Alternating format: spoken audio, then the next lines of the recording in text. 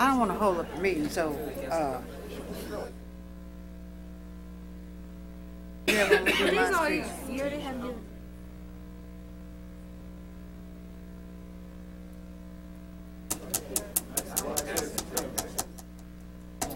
Where Keith go? Not Keith.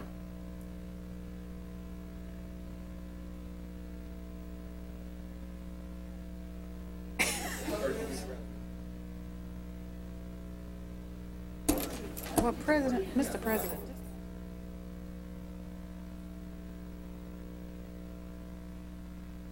As James,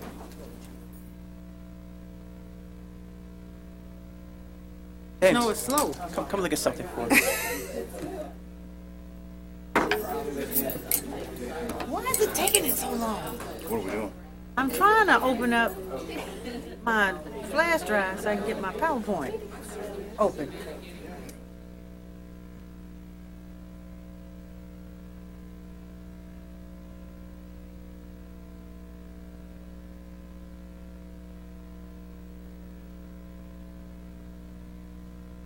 In there?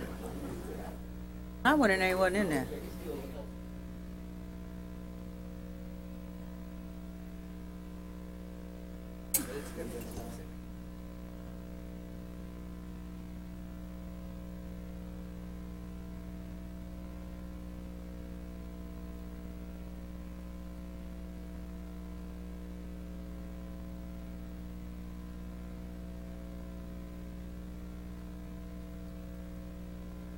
I don't want to mess her up, but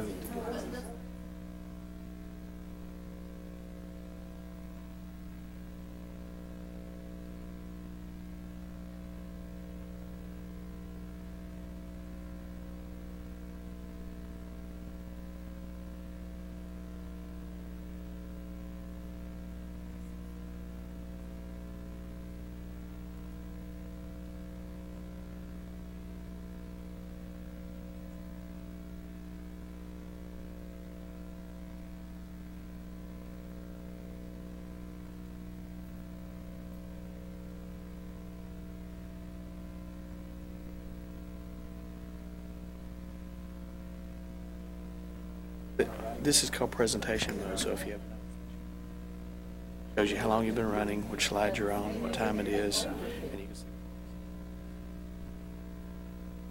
Oh. Okay. And if it's escape, So- it's back out.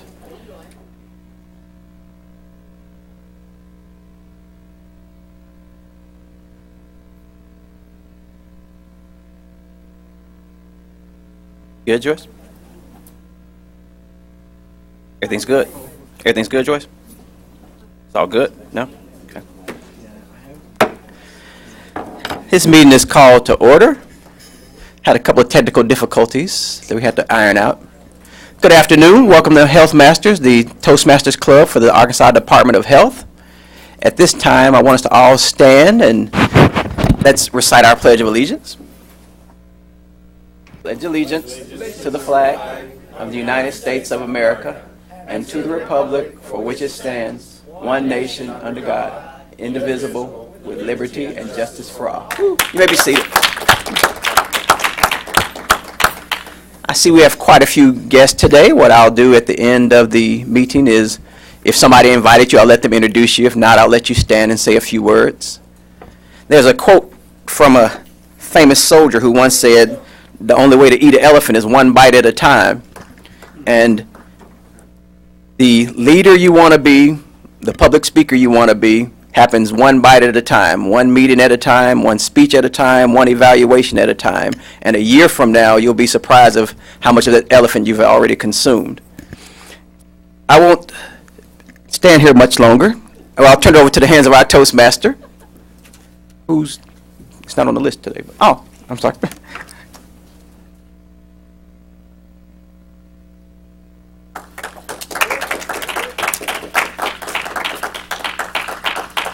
Hello, good afternoon, everyone.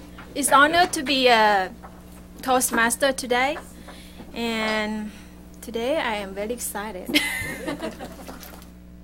Today is a special day because we have a lot of guests, and we have a guest special. Before we get started, I would like to introduce a couple roles that will help the speaker improve their speech. First is our coder. Jennifer, could you explain your role?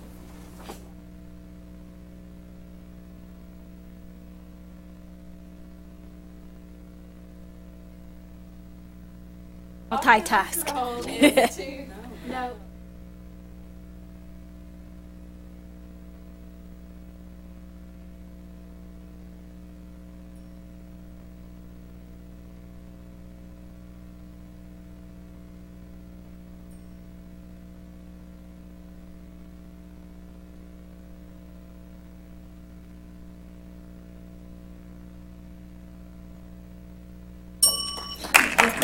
Thank you.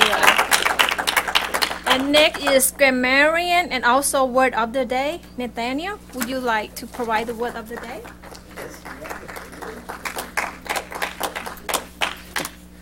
The role of the grammarian is also to introduce the word of the day.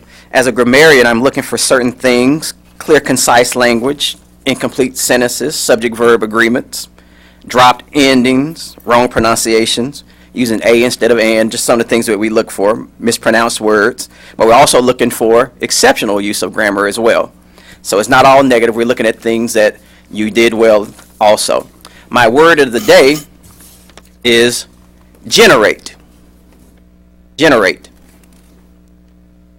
Some definitions of generate are create something, to bring something into existence or effect, produce energy, to produce a set of sequences by an application or define rules. Some of the synonyms for generate will be produce, create, cause, engender, spawn, and breed.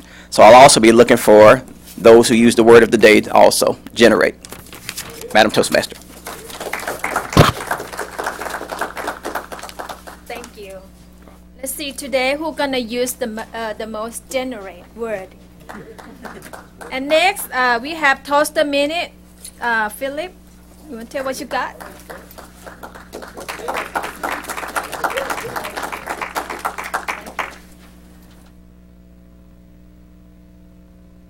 My name is Philip, and I'm a competent Toastmaster-aholic. What are you supposed to say? Come on. Thank you. It feels so good to get that off my chest.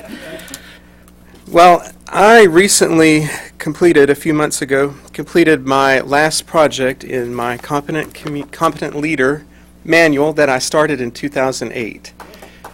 At that time, I had just finished my first Competent Leader manual.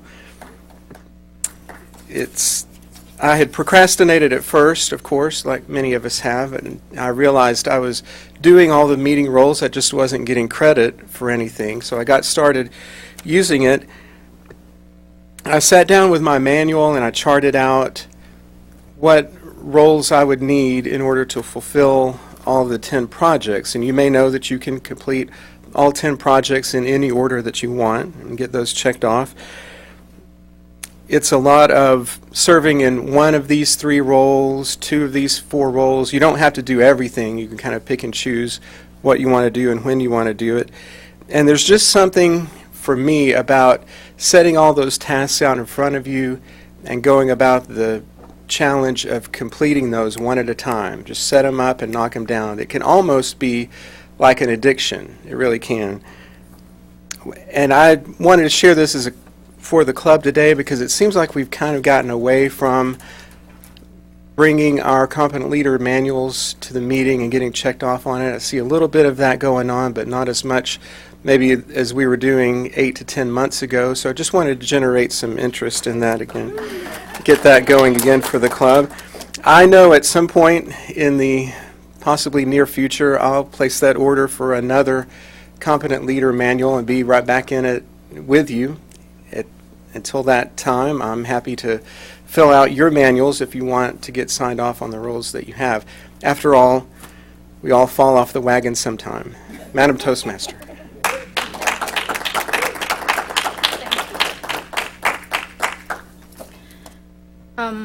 As Philip mentioned, when I joined the Toastmaster, the first 2-3 months, I just feel like I'm not sure that this is helpful for me. It can help me generate anything, but after I kept coming every weeks, and I didn't know that I improved myself. But one time I did a presentation. Last month I did a presentation, and I just realized that I didn't say a lot. As much as I used to do. I used to say and all the time. I think somehow Toastmaster have been help me just a little bit at a time. So, all right. So next we're gonna start in the serious business. Gonna see that who's gonna generate the heat. We start with the speaker number 1, Dewey. Dewey will present his speech from the competent communication manual number 4, how to say it, and his title will be "The Answer Must Be Yes." Welcome, Dewey. Thank you, Madam Toastmaster. The answer must be yes.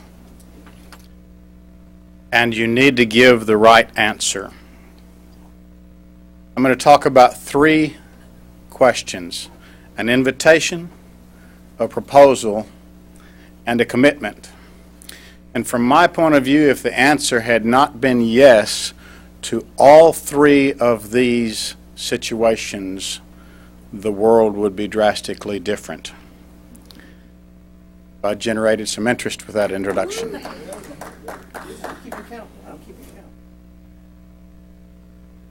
First, I want to talk to you about an introduction.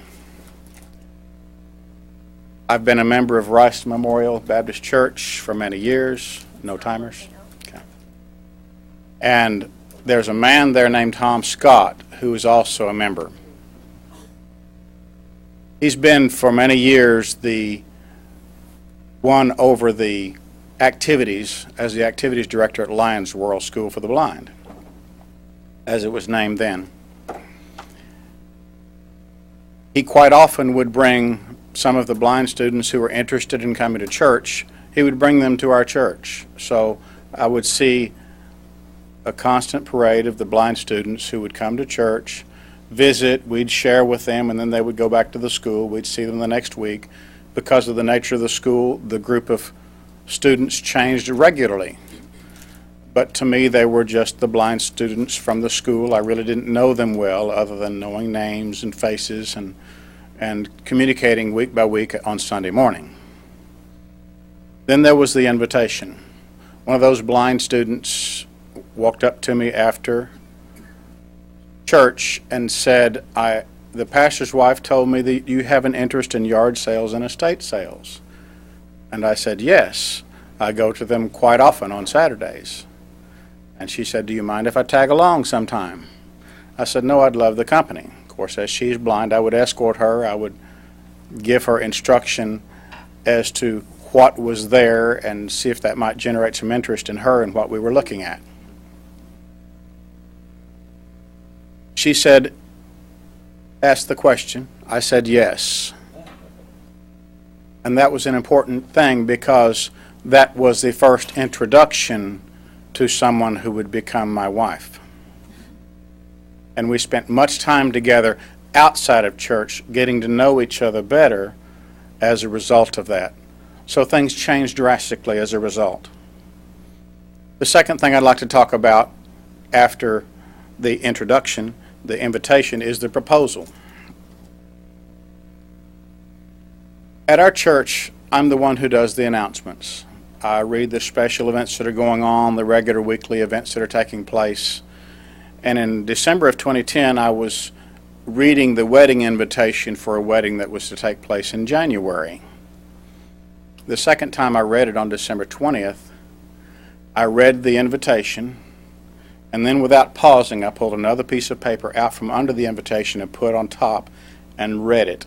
It was a poem that I had written about the wedding, and I want to read that for you now. One day soon I will marry my best friend, and what God has joined, no man can rend. She walked into my life and claimed my heart. and from this day forth we will never part. Love comes softly, this is true. Now I must say I love you. Yes, I do. I've left my parents and will cleave to my wife. That's how it will be for the rest of my life. I know the answer is yes, but you must tell me. Susan Hennig, will you marry me? You would have think that the Razorbacks had scored a touchdown in our church service. People were yelling, screaming, jumping, hollering. The choir director was concerned about the pastor's wife. She and Susan had been friends for many years, and she thought the pastor's wife was going to fall out of her chair. She was so excited, going, "Oh! Oh!" She was just hollering and screaming. The choir director was hollering. But the funniest part of the whole thing was that my wife had heard this invitation.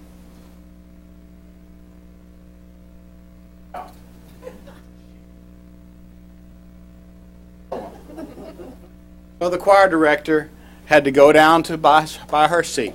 He went over and he sat down beside her and said, "Susan, you know what's going on? Did you hear what it said? What's your answer?" She went, "What are you talking about? What are you talking about?" "Oh, yes, yes, yes, yes." And so they brought her up, and she said yes. From my point of view, if the answer hadn't been yes, life would have been drastically altered. Then there was the commitment on August 21st, 2010, the wedding at the First Baptist Church Chapel. Our associate pastor, David Baker, during the 8-month engagement, would quite often affectionately call us Dewey and Suey, and we thought that was kind of cute. But all kidding aside, we're at the wedding. He's got the paperwork here. He's reading it off. He comes to me. I say yes. He turns to Susan and says, "Take Dewey." I mean, Susan, do you take Dewey? He said yes. And we've kidded him since then about Suey and Dewey. But if the answer had not been yes, from my point of view, the world would be drastically altered. There was an invitation, a proposal, and a commitment. To all three, the answer was yes, and the evidence is my beautiful wife that I have with me today. Madam Toastmaster.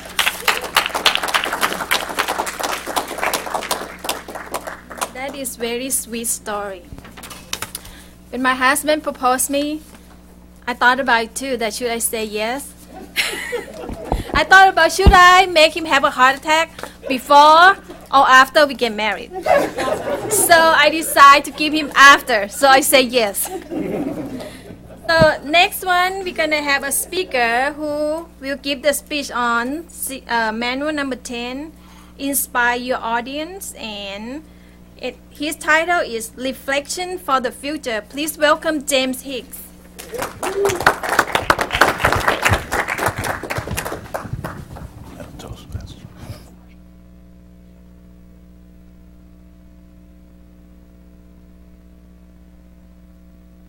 As I embark upon turning 41 years old, I reflect back these last couple of weeks. I remember reflecting back to when I was in high school. I remember sitting in the auditorium of Little Rock Central High School for my baccalaureate exercise. The speaker was Rodney Slater. Unbeknownst to me, Rodney Slater was a commissioner for the Arkansas Highway and Transportation Department. 5 years later, I would actually be employed by the Arkansas Highway and Transportation Department in their IT section. I don't fully recall word for word his message, but the point for what he left was for the ones he was speaking to not be afraid, to take a chance, make a decision and move forward with it. And those values have kind of carried and stuck with me for a while. As I move a little further in my life, I remember my freshman orientation at Southern University A&M College. all freshmen had to take this course. And naturally, freshman is the largest class there is. There was probably about 2,000 of us, so we all had to go to the arena. And being freshmen, we stayed at the back of the campus. So it was like a mile hike to get to the arena. The one thing that I recall from this class was the instructor, Dr. Santamont. Now this was an easy A that everybody got. You got an A just for attending. But keep in mind, this is back in 1990, before internet was prevalent in everybody's home, on your cell phone, and everywhere. Dr. Santamont impressed upon us that he did not want us to walk around with a big O, being oblivious to the things that go on around us. Throughout the campus, they would have a newspaper, the Jaguar Digest. And he would periodically ask us questions about what was in the digest. He would also ask us questions about what was in the Baton Rouge Advocate, which was a local paper there. He encouraged us also to watch the news so we would know what was going on nationally and internationally, because he did not want us to be consumed by campus life and not be aware of the things that were going on around us. He did not want us to walk around with a big O, being oblivious. And I remember that, and I carry that with me through to this day. Now, my friends, I'm sure you all have heard of the information superhighway. That was something that was constructed in the 1990s. From 2000 to 2010, I would say we were onboarding, getting on the on-ramp of the information superhighway.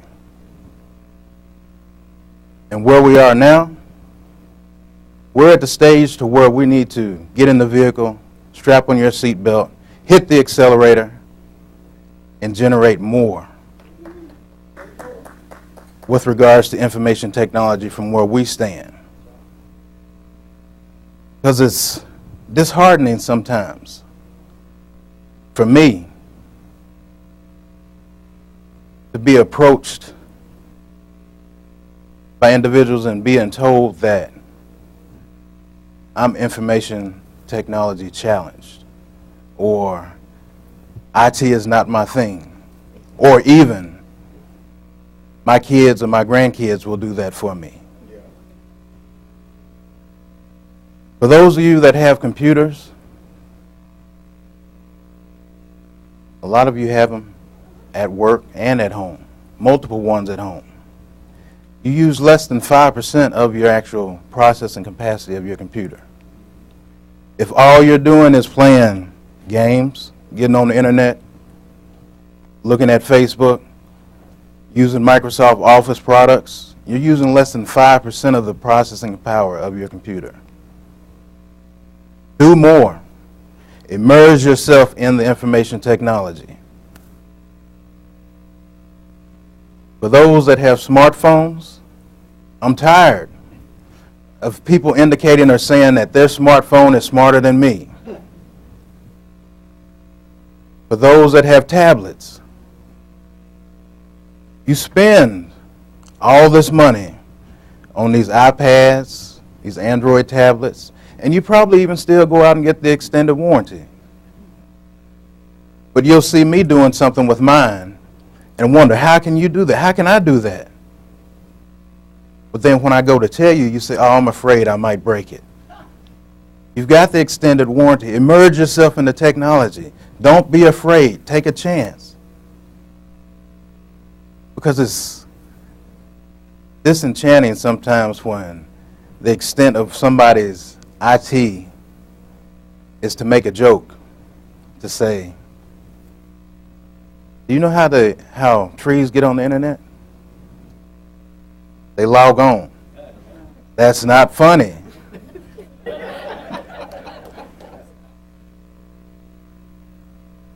Or even, have you heard of the latest Disney virus?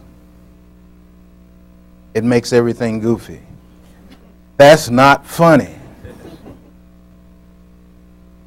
Immerse yourself in the technology. I have a question. How many of you have possibly heard of Google Glasses? A few. Does anyone know when they actually come out? They come out toward the end of this year, toward the beginning of next year. Google Glasses can affect you. They can have something that will play a part in your life. These glasses that I have on right now, if they were Google Glasses, all I would do is need to say, camera, record. And I could be recording you, recording this conversation. These glasses, 5 to 10 years from now, will replace the monitors that you have in front of your computers. You will have the glasses, they'll project an image of a TV screen about 25 inches. You'll be wearing glasses. They'll take the place of your TV, your cell phone, your tablet, and your computer, the monitor part. These are things that will affect you. To say that I want to record something, you think the paparazzi is bad right now? When everybody has a pair of glasses and everybody has one of those oops moments and it gets recorded and streamed online? Immerse yourself in the technology so that you don't walk around with the big O, being oblivious to what's going on. I'm going to read something to you. It's called Quick Decisions. A game warden noticed how a particular fellow named Sam consistently caught more fish than everyone else. Whereas the other guys would only catch 3 or 4 a day, Sam would come off the lake with a boat full. From stringer to stringer, he always packed a fresh, full boat of trout. The warden curiously asked Sam, what was his secret? The successful fisherman invited the game warden to accompany him and observe. So the next morning, they met at the dock, got on Sam's boat, and went to the middle of the lake. The warden sat back to observe Sam and see how he caught fish. Sam's approach was quite simple. He reached in his pocket, pulled out a stick of dynamite, threw it up in the air. When the explosion, all of the fish came up. He started picking them up with his net, putting them in the boat. Now you can imagine, after the shock, the game warden regained his hearing and everything. He was astonished. He said, Sam, I could have you arrested. I could have you thrown in jail. I'd have you paying every fine there is in the book. Sam simply sat back, put his net down, went in his pocket again, got out another stick of dynamite, lit it, and tossed it in the warden's lap.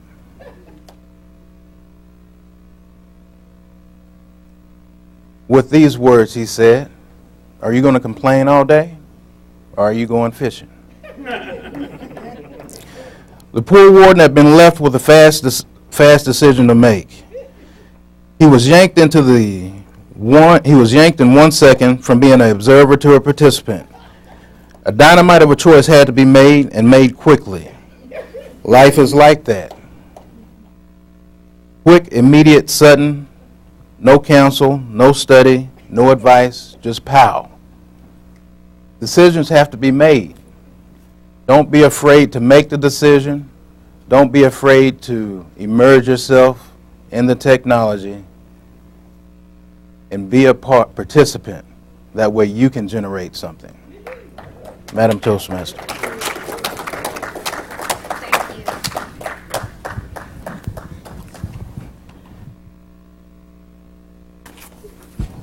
That's interesting. And I think, James, you are the Disney virus too.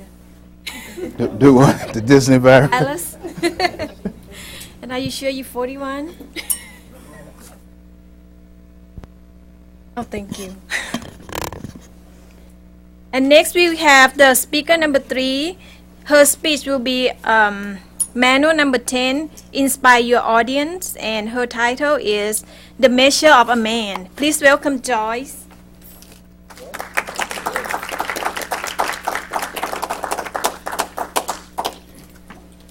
Thank you, Madam Toastmaster. Oh, that's interesting. It's on the screen. There.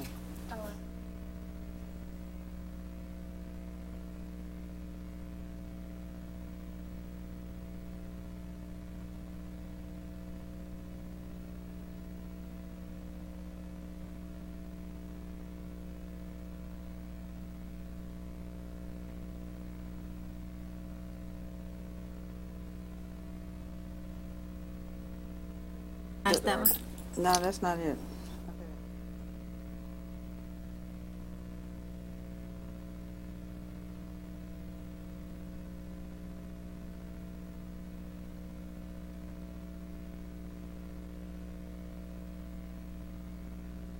Good morning. Okay, we'll wait for the screen.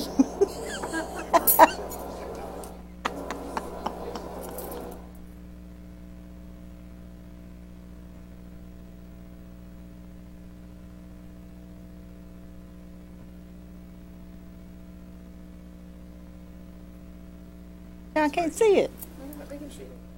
Oh, okay. A man can be measured by many things. For example, his intelligence, his ability with sports, and other things of that nature. But a real man can be measured by 3 things. He's a good neighbor, a great husband, and a wonderful father. I'd like you to meet my great father.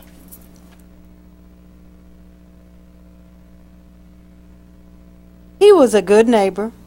To him, no one was a stranger. If he met someone, he immediately became their friend. I remember once we were walking in downtown Texarkana. He saw this man on the street, and he just started talking to him like they were best buddies. But in fact, he just met him. My father was a friend to everyone he knew. Talking to him was like talking to old friends. My dad was also a carpenter who would always spend his time fixing houses and preparing things for other people. His neighborhood included everyone he knew. My dad was also chairman of the deacon board at his church. He was also the church treasurer. In that function, he was a neighbor to everyone in the congregation.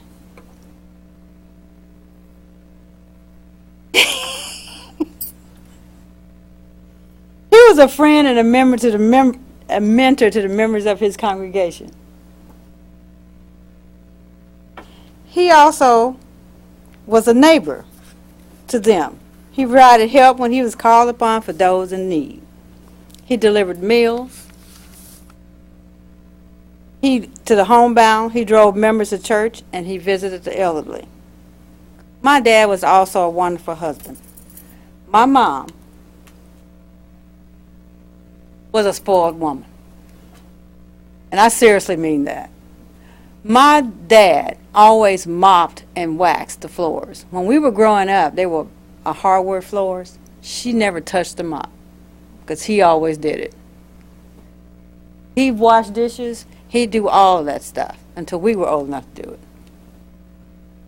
When they were married, when they were married in Magnolia. He was living in Texarkana. He had a job waiting for her when they got married. Job and a house for them to live waiting when they got married. And ever since then, he always had a job, no matter what. He even was laid off once. But he decided at that time, since being a carpenter, his job would be, he would do carpentry work until he found another job, and that's just what he did. So he always brought money. We never had to worry about anything. But my main thing is, my dad was also a singer. And he was the most greatest dad in the world to me. Because of him, I can change a tire, change the oil in my car. When I was growing up and I was a teenager, we actually changed the muffler on my car. We also changed the radiator in my mom's car. Whenever he was working on his truck, I was outside with him. I helped him in the garden because he kept the garden in the backyard. All of that. Because of him, I'm a sports fanatic. When I was 9 years old, I became a Lakers fan. It was because of him. Because I sat at TV and watched the Lakers with him. I became a Dodgers baseball fan because of him. Whenever the Dodgers were playing the Astros in Houston, we went to Houston for a family trip just to see them play. And I'm not now, I was a Cowboys fan because of him. Because we always watched the Cowboys. And I was always rooting for the Cowboys when they went to the Super Bowl. When I was in high school, they went to the Super Bowl 5 times. They didn't win 5 times, but they went 5 times.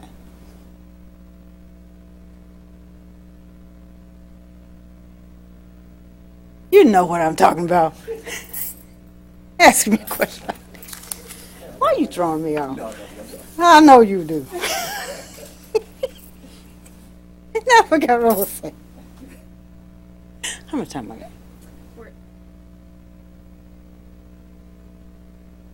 These are photos of my dad. This is at their 50th wedding anniversary. My parents were together over 50 years.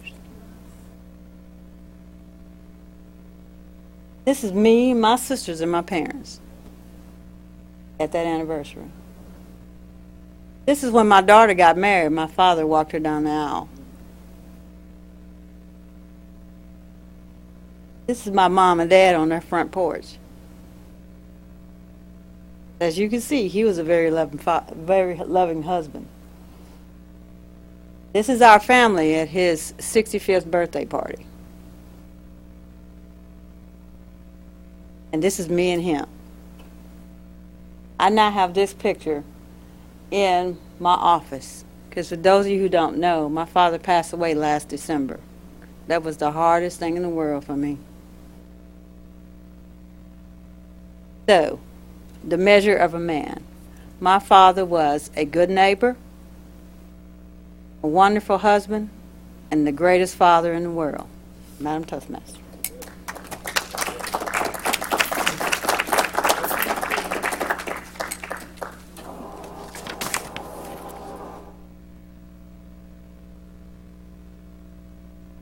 And last but not least, we have a special guest. She is the mother of Destiny Buckner, who is the mentor in the Camp I Rock program. And her name is Lisa Buckner, I'm sorry. She worked at the Department of Health as administrative assistant. She's her daughter, coach, mentor, and motivator. And today she will speaking on parents, you need to encourage your child to be part of the Camp I Rock program. Please welcome Lisa Buckner.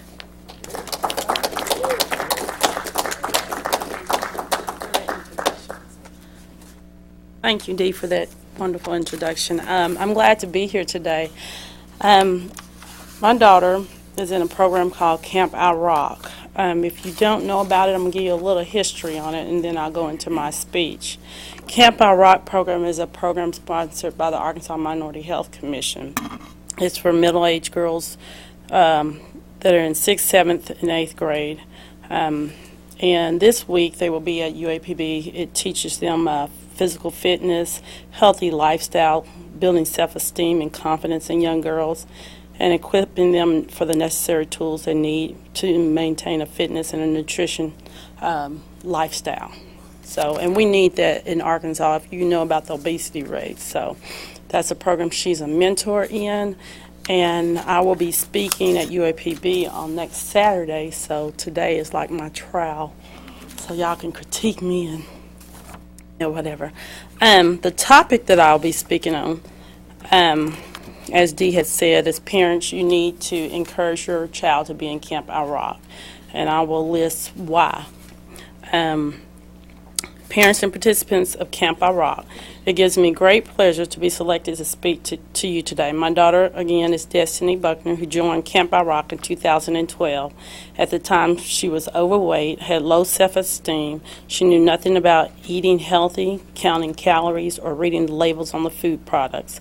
But since she has been in this program, she has lost weight, gained self-confidence. She's now eating healthier meals. She continues counting calories, and she reads food labels now on her food, and she wasn't doing that before Camp Our Rock. As a parent, I have tremendous change in Destiny's attitude. I've seen tremendous change in her attitude. She's now saying, I can do this. She is now a motivator. She will encourage you to try new and healthier foods like asparagus, whole wheat grain bread instead of white bread. Destiny and I exercise on a regular basis. We work out in the gym. I have driven to the Arkansas Department of Health on weekends, and we have walked around the track outside. As a family, we walk in the neighborhood in downtown Little Rock on Sunday evenings after dinner. We are eating healthier meals, and I plan my meals for the entire week. My whole family have benefited from Destiny joining the Camp Our Rock, and I believe your family will as well. I know you're asking the questions why your daughter should join the Camp Our Rock program. Well, these are some of the benefits of my daughter joining the program. Your daughter will lose weight. She will build self-confidence. She will live a healthier lifestyle. She will gain nutritional knowledge about food, how to count calories, how to read food labels, that the first ingredient on the food product is the main ingredient in that product. She didn't know that until she joined Camp Our Rock, and I didn't know that until I joined her in Camp Our Rock. She will be able to pass this information on to her friends in college and her family as she gets older and become a lifestyle change for her life. So I encourage you today to make the change to enroll your child in a Camp Our Rock program, and it will be the best thing you have ever done. Thank you for your time.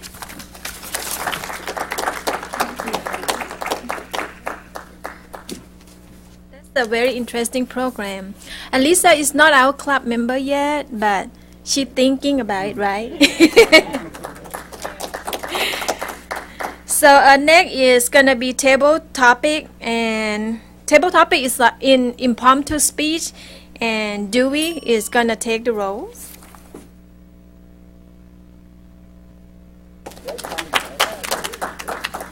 Thank you, Madam Toastmaster.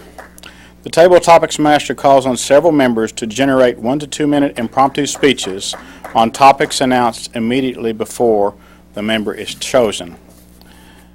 Let's generate some real good topic responses today. Our theme for the day is the summer. And so our first question is, tell us about your last summer vacation. Nathaniel.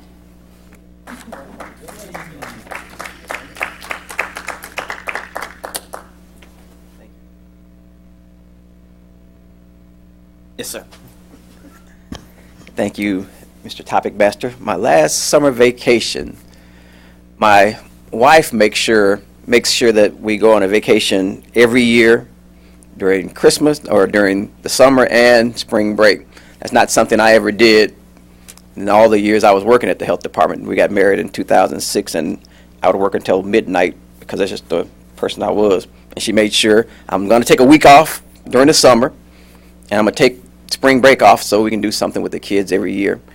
And last year, we went to Hilton Head Island. And it was a very nice vacation. The kids got a chance to go to the beach, and we had a nice condo there. We had a good time, but about my wife, she has a schedule. You get up at a certain time, we'll be at a certain place, then we'll be at another place. People are nodding like they understand this. To me, that's like being at work. I may as well be at work if I have a schedule. I want to be able to sleep in. I'm on vacation.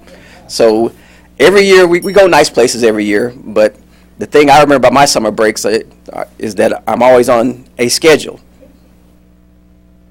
Always on a schedule. And I will have time allotted to eat, and we have time allotted to go to sleep because we eat from 12 to about 1:30, and it's picked out where we're going to eat. So it's not much of a vacation, if you ask me, but since she's not in here today, I'm going to be honest about it. It's a topic, Master. So your wife gave you many opportunities to generate some new habits. Oh, yes. Our second question, what do you like least about summer? Adrian. Toastmasters are most welcome guests. Air conditioners, keep it down about 50. If that's not negative, well, maybe there's a positive side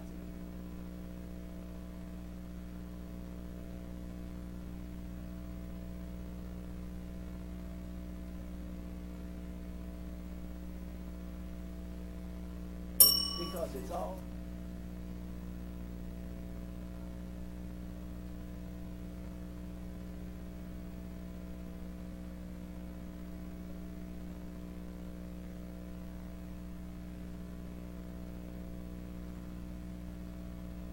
I prefer to eat chocolate and gain 1 pound.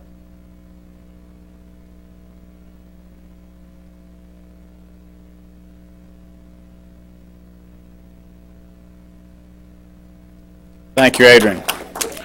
I'm a firm believer that chocolate is a vegetable. It comes from a bean. I'll tell you about it. Our next question, what are your plans for the rest of the summer? And the person that's going to generate some dialogue on that is Tony.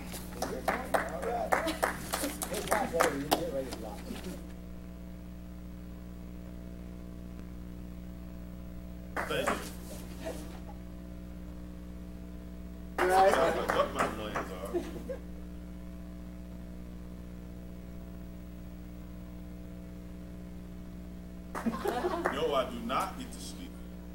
Yes, I get to drive everywhere. Yes. While everybody else takes a nap. Yes. And oh, by the way, did I tell you we have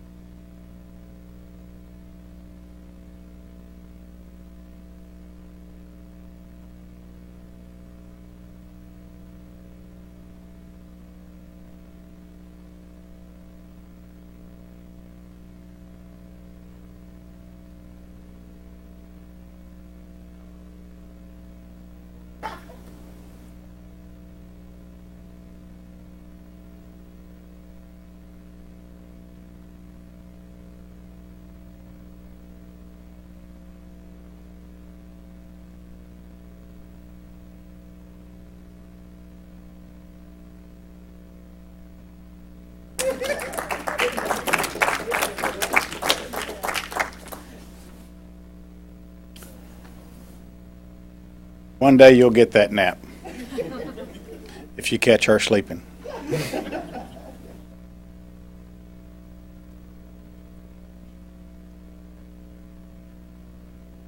Like that, okay.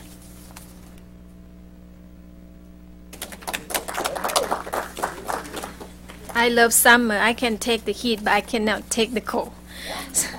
So next is come to the very important portion of the meeting is evaluation. So today, Barbara will serve as general evaluator. So please take over. Oh, take over. I like that. Madam Toastmaster. Ding, ding, ding. I had to generate that. I have all these notes here, but for the sake of time, for our guests and new members, this is the portion where we see how well we did during the meeting. An evaluation is only the opinion of the evaluator for that speaker. So we will have Evaluator number 1, Philip. Evaluator number 2, David. Evaluator number 3, Ruby. And evaluator number 4. And you can come up in that. Sir? Huh? Oh, okay. I wanted to skate down here, but I think I'll just generate some more little Barbaras on Monday when everybody else is out of the office. And if you didn't know, there's a person in the back that generates a lot of energy. And his name is Adrian. And let's get on with the evaluation so I can give my general evaluation.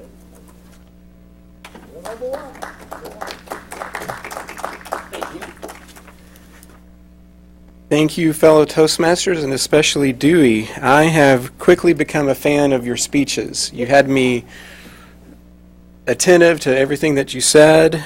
You held my interest throughout. Your speeches are always well organized and well crafted. Today was certainly no exception. You got up and gave us your structure of invitation, proposal, and commitment. So we're already waiting because we know all three of those elements are coming. This speech is an important milestone, the how to say it speech that you gave. Up to this point, it's all about structure and wording and organization of your speech. From here, you'll move on to gestures and vocal variety and so forth. So in terms of what you said, a couple of things that I noticed, not as a critique, but just an observation. You seem to have this pattern of using suspense and withholding information, which is good. It always ends up seeming to be Susan that you're talking about at the end of the suspense. And the idea that I had maybe for today's speech is maybe you could make the suspense the word yes. Have us guessing, what is this word that has such an impact on your life and the history of that? Another thing is maybe with a speech like this, it would be good to add a what about you? What can you say yes to that could have an impact on your life? I know you're limited on time, but that might have been something that would have made the speech purpose a little more clear, because I kind of sat through your story, very interested in it, but wondering, will he get to the point where he turns the attention to us as the audience and what we can do, or is it just an informational speech about your experience? I would say for the purpose of this speech, you did a great job of using clear, simple words. It seemed like you went in that direction more so than flowery, descriptive words as a way to do the how to say it speech, which is fine. That's your style, and that's what most of us have done. Most of us did not use our own poetry in the how to say it speech, so I think that challenge has been given out to the rest of the club. When you get to that speech, all you have to do is bring one of your own poems and work it into the meat of your speech. But overall, great job, and I look forward to future speeches. Ruby?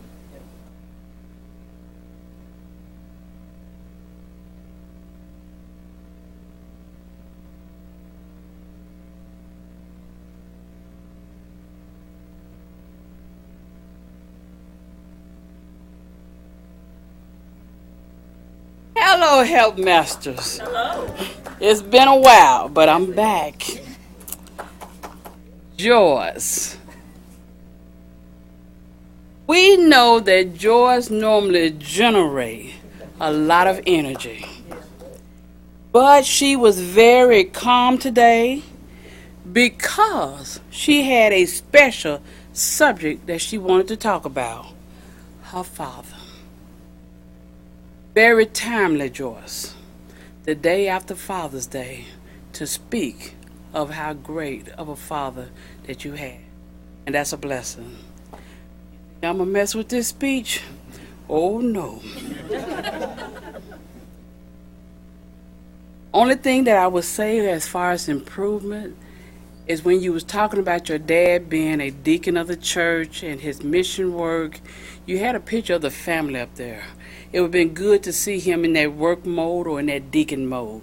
But other than that, for you to bring someone so special to us that's very dear to you, we thank you for sharing.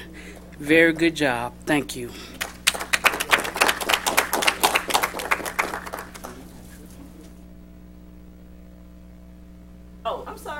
Are you evaluating for David?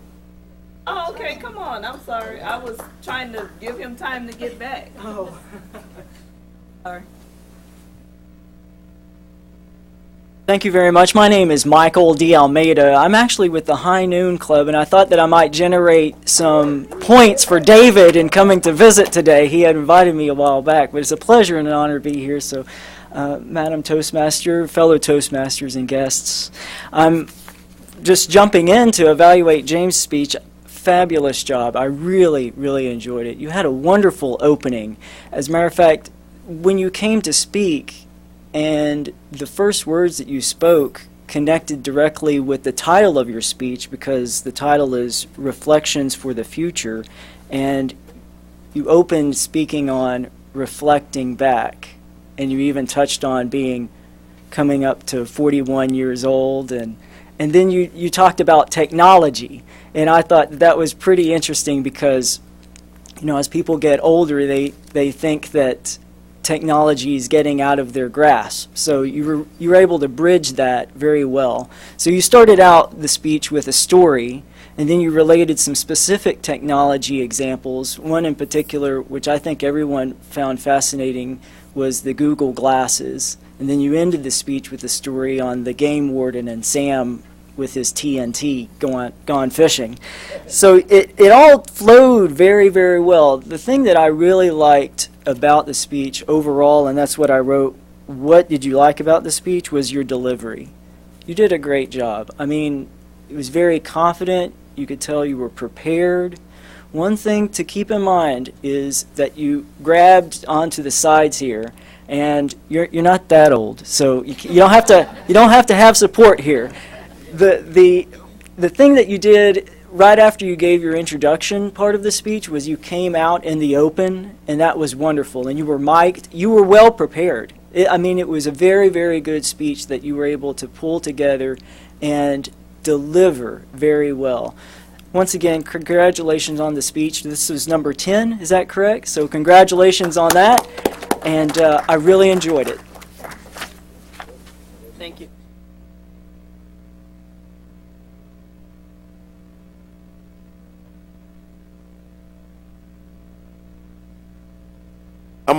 I'm going to evaluate Miss Lisa, who's not an official member, so that we can generate another member. I'm going to be really, really good. I'm going to be really, really short. So first of all, she did a great job just standing here presenting, having not attended another one of our meetings, so not really knowing how things go. Very good voice tone, very clear. The only thing that we would need to work on is eye contact. Just have more eye contact. But the more speeches you do, the more you get used to this crowd, I think you'll do well. Good job. Okay, please be careful coming to the podium. We'll hear from the grammarian for the day, and then the timer. Excellent use of the word of the day. It was used 20 times, and all of them weren't used by Adrian this time. The one who used it the most was Dewey. He used it 6 times today. The speeches, everybody did well with their grammar. We had a little bit of dropping the G off of words, like the ends with ing. That happened a couple of times. With James, he used the word emerge when I think he meant immerse. And he did really well with his vehicle, his use of vehicle as a way of displaying action. He used words like embark upon or impress upon, disenchanting, I like that. And Joyce, when she used the word measure, automatically we think of science or mathematics when we think of measure, but she used it as a measuring stick of a person, and I thought that was a good metaphor for that as well. Ms. General Evaluator, who do I turn it over to? Thank you.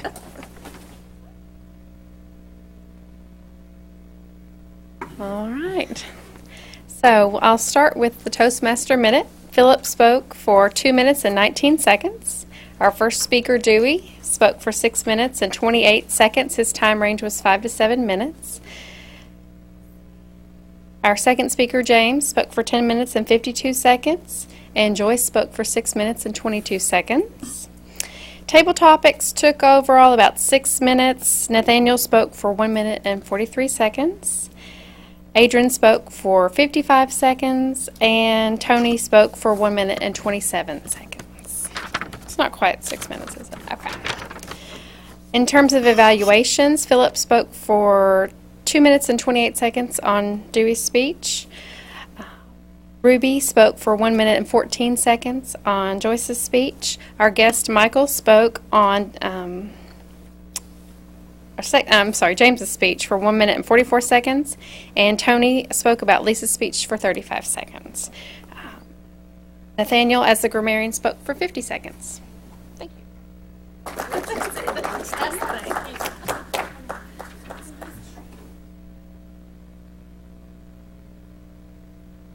3 minutes and 41 seconds. Thank you. I'm going to turn the meeting back over to the Toastmaster of the day, the Shirley, and forego my comments. All right, thank you so much. We ran out of time. I just want to say that I'm pressure and honored to be Toastmaster today, and I would like to thank you all for coming today, and I would like to turn it over to the President. Thank you. Thank you. Great meeting today. I want to take a couple of minutes, just make sure we acknowledge our guests today. If anybody invited guests, go ahead and stand and have your guests stand and let us know who they are. If you're visiting with us, make sure you sign the booklet in the back so we can get your email addresses and everything.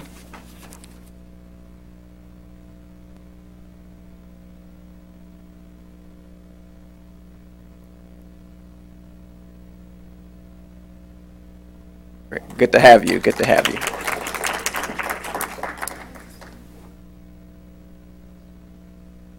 Okay. Guess the rest is family? Almost? I didn't think so.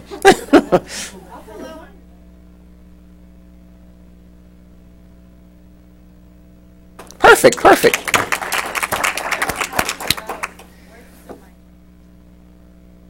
Our lady back there is going to handle the finances for you. Good to have you all. It's good. Like I said, make sure you sign in the booklet so we can get your email address and just send you out a note saying thank you for coming. Next week, we won't be in here. We'll be in the old lab training room, room number 2508. Our roles will be filled by, as Toastmaster, James Hicks. Toastmaster Minute will be David. The speakers will be D. Shirley, Tony Bailey, and Barbara Williams. Adrian will be Table Topics, or Topic Master. General Evaluator will be Dewey. The evaluators will be Joyce, Gloria, and Philip. Grammarian will be June. Eye counter will be Ruby, and I will be the timer. Is there anything else we need to discuss?